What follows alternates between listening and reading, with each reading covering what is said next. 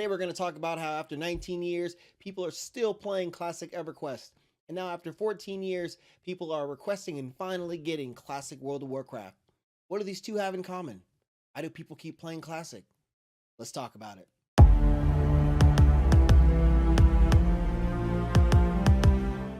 For those of you that played EverQuest back in the day, you'll know this game took people by storm and it was a revolution of its time. With that, the game became more complicated as more expansions were released, more content was available, and more systems were put into place. Over time, a small percentage of that player base wanted to go back to what they loved the most, which created the most nostalgic feeling, which was classic EverQuest. Thus was born EverQuest 1999. In the same respect, there's no difference from World of Warcraft. World of Warcraft started with a large player base, it was a revolution of its time, and it took players by storm. Talk of the town, new game on the block, look out EQ, WoW took over.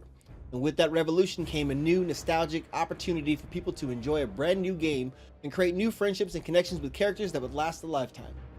So you might be asking, what's the correlation between classic EQ and classic World of Warcraft? I find that both games share a lot of similarities as to why people wanted to go back to the classic versions of the game. One of the main reasons, and probably the most important aspect of classic servers, is a sense of community. The sense of community is something that really can draw you in and create a unique sense of immersion with the people that you meet and how your character progresses through the world. In both games, your personal reputation was everything. Your personal reputation dictated whether or not you got into a guild, whether or not people would group with you, whether or not you could even sell anything, whether or not people would even talk to you. This concept promoted a sense of well-rounded respect among players, and it created a tight-knit community depending on what server you were playing on, and overall created a beautiful and well-sustained culture that really drew you in, and you really appreciated the connections and people that you met. I mean, people met their girlfriends, their wives, their boyfriends, their husbands, their best friends. You got to know the people that you played with. You got to know the characters that you were in a guild with. You also got to know strangers that you probably would have never talked to in any other setting. You got to know people better than the real life people living next door to you. It was a very unique and one-of-a-kind experience. Classic servers also provided a sense of progression like no other. It took time to get your levels. It took time to get money for your gear. Your spells had ranks. Your ranks had meaning. The gear milestones, the level milestones, it meant something. When you reached these levels, you had a definitive sense of accomplishments.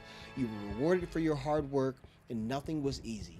It took time, and the reward was worth it. It gave you an enormous sense of achievement.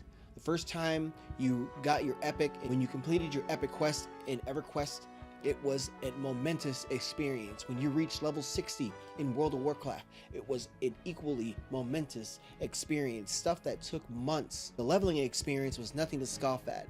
It wasn't something that you were going to do easily, and it was something that you really need to take seriously if you wanted to achieve it, a feat which not everyone completed. Classes meant something. Your class's unique identity meant something. Each class was specifically unique and tailored in a way that required other classes to need other classes to get things done. It created a sense of uniqueness, individuality, and a sense of pride in the character that you chose, that you played through, and who you represented in the world that you played in. Overall, this was just a quick, concise comparison between why EverQuest to this day still has people playing in a game that's almost 19 plus 20 years old, compared to World of Warcraft, which is in its sense its own brand, but at its purest state still shares the same concepts, love and admiration, and overall main idea of what a massive multiplayer online game should be. And this is why so many other titles fail at trying to accomplish this feat. They miss the basics of what works, what people want, and why people play.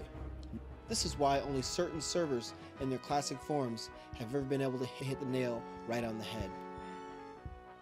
Well, that's going to do it for my short explanation on why EQ and World of Warcraft classic servers share those similarities and why people love classic servers. If you liked the video, please drop a like. I am a new content creator. Drop a subscribe if you want to keep up with me, and I'll see you guys in the next video. D to the E is out.